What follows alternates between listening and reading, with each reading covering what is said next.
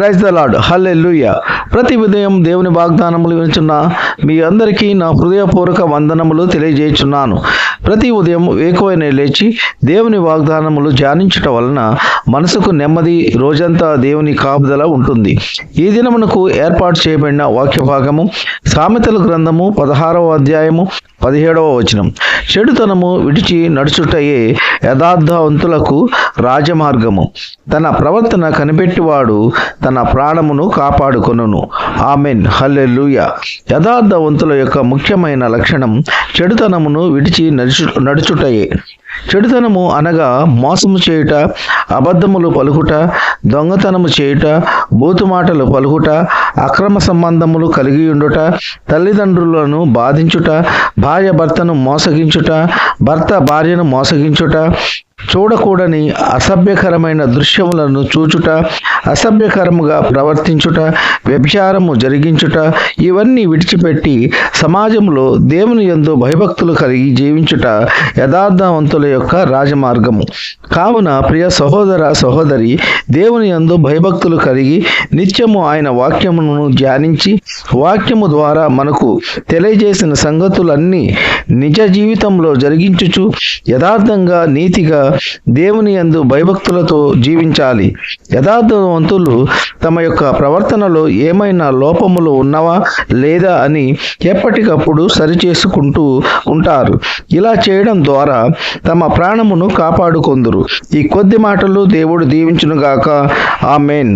ప్రార్థన. కృపా సత్య సంపూర్ణుడా, మీ ఘనమైన ఉన్నతమైన నామమునకు వేలాది వందనాలు, స్తుతులు చెల్లించున్నాము తండ్రి. మీరు గొప్ప దేవుడవు, శక్తివంతుడవు, సర్వాధికారివి తండ్రి. మీకు స్తోత్రములు. గడిచిన దినమంతా మీ చల్లనైన రెక్కల నీడలో కాచి కాపాడినందుకు మీకు స్తోత్రములు. ఈ వేకువనే లేచి ఎందరైతే మీ వాక్యము విని అంగీకరించి ఉన్నారో అటువంటి బిడ్డల యొక్క అవసరతలు, అక్కరలు, కొరతలు తీర్చండి. ఎందరైతే మీ వాక్యము వినక అంగీకరించక ఉన్నారో అటువంటి బిడ్డలందరూ మారు మనసు పొంది చెడు మార్గములను విడిచిపెట్టి మీ యొక్క వాక్యము తట్టు తిరిగి మిమ్మలను ఆరాధించే బిడ్డలుగా చేయండి. శారీరక బలహీనతలతో బాధపడే బిడ్డల యొక్క బలహీనతల నుండి విడుదల దయచేయండి. సంపూర్ణ ఆరోగ్యములు దయచేయండి. ఉద్యోగము లేని బిడ్డలకు ఉద్యోగములు దయచేయండి. వివాహములు జరగని బిడ్డలకు వివాహములు ఘనంగా జరుగులాగున మీ కృప ఉంచండి.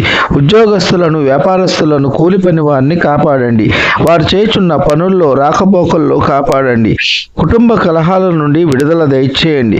ఒకరినొకరు అర్థం చేసుకొని శాంతి సమాధానములతో జీవించే కృప దయచేయండి.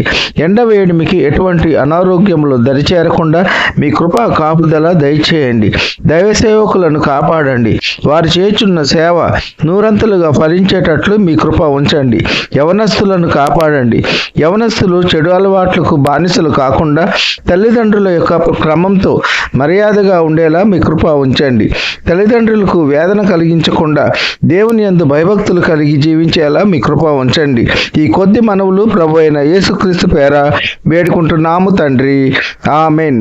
విన్న వాక్యము దీవెనకరంగా ఉన్నట్లయితే లైక్ చేయండి, షేర్ చేయండి, సబ్స్క్రైబ్ చేసుకోండి. మీ సహోదరుడు Kola Daniel. God bless you.